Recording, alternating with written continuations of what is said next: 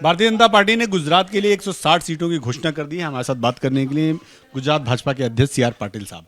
पाटिल साहब, 160 में 38 लोगों के टिकट आपने काट दिए, कुछ उसमें बहुत सीनियर लोग थे, उन्होंने अपनी मर्जी से आवेदन किया था नहीं लड़ने का, या आप लोगों ने ले लिया? उन्होंने सामने से एक पत्र लिखा है, आप उनको पूछ सकते हो, क्योंकि आज भी वो पार्टी के साथ है, काम कर रहे हैं पार्टी के लिए, अलग अलग क्षेत्र में आज भी वो घूम रहे हैं और किसी की टिकट नहीं काटी, रिप्लेस किए, नए लोग लाए हैं।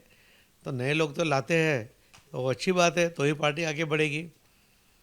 मोरबी में भी आपने टिकट चेंज कर दिया, वहां भी नए चेहरे को, पुराने चेहरे को, पूर्व विधायक थे भारतीय जनता पार्टी के, उनको टिकट दिया। पहले भी जीता हुआ था, एक बार पाटीदार आंदोलन के समय में वो 4000 वोट से हारा था, इसके लिए उसको वापस टिकट वहाँ पर दी है।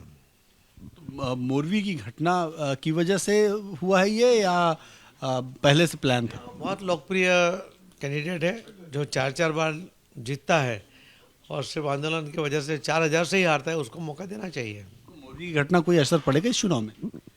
मोरबी की घटना से कोई नेगेटिव असर नहीं होगी, क्योंकि लोग जानते हैं कि ये गुजरात भारतीय जनता पार्टी की सरकार ने बनाया हुआ ब्रिज नहीं है, ये अंग्रेजों के समय में बनाया हुआ ब्रिज है।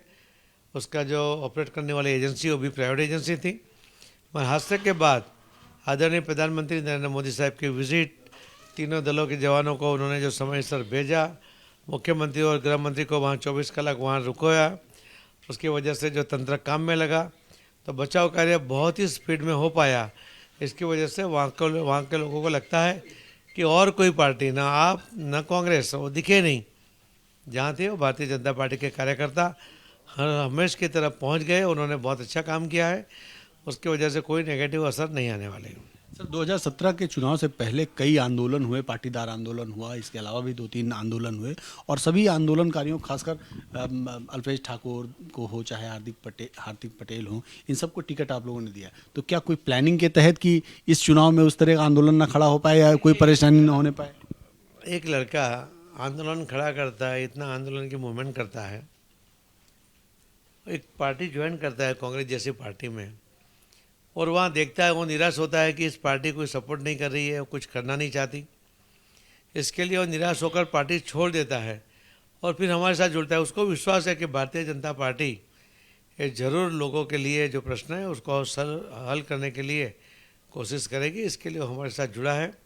हम उसका स्वागत करते हैं, उसकी ताकत का उपयोग गुजरात के हित में हो, इसके लिए हमारी कोशिश रहेगी। सर, एक अंतिम सवाल, चूंकि आपने बहुत बड़ा लक्ष्य चुना है 150 प्लस का, कैसे अचीव करेंगे? क्योंकि बहुत बड़ा लक्ष्य है, अभी तक ऐसा हुआ नहीं है गुजरात में। इस बार हो जाएगा। कैसे करेंगे? कोई आपने रोड मैप तैयार किया है? मैंने आपको कहा पहले भी कि आदरणीय प्रधानमंत्री नरेंद्र मोदी साहब ने एक संकल्प बताया। उन्होंने कहा कि मैं इलेक्शन लड़ रहा हूँ मेरा ही रिकॉर्ड तोड़ने के लिए।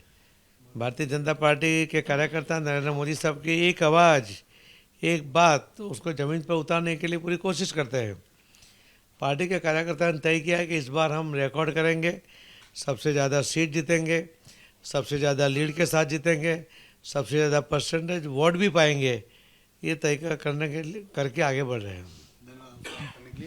सी आर पाटिल साहब थे, जो साफ तौर पे 150 का लक्ष्य की बात कर रहे हैं। भले ही 2017 में भारतीय जनता पार्टी 99 पर उनका पहिया रुक गया हो, लेकिन इस बार 150 का लक्ष्य के साथ काम कर रहे हैं। कैमरामैन वेद प्रकाश पांडे के साथ नीरज पांडे, एबीपी न्यूज, दिल्ली।